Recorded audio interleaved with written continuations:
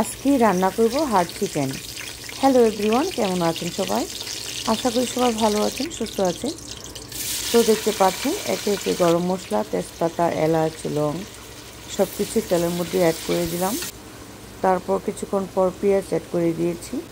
আর এখানে দেখতে পাচ্ছেন সব রকমের মশলা নিয়েছি: হলুদ, মরিচ, ধনিয়া, জিরার গুঁড়ো, ছোটো ধনিয়া, ভাজা জিরা ফাঁকি, লবণ, আদা রসুন সব কিছু দিয়ে মশলাটা ভালোভাবে একটু পানি দিয়ে গুলে নিয়েছি। এখন পেঁয়াজটা দেখতে পাচ্ছেন বাদামি কালার হয়ে গেছে। এখন আমি মশলাগুলো অ্যাড করে দিলাম। মশলাগুলো ভালোভাবে কষিয়ে তারপর মাংসগুলো অ্যাড করে দিব।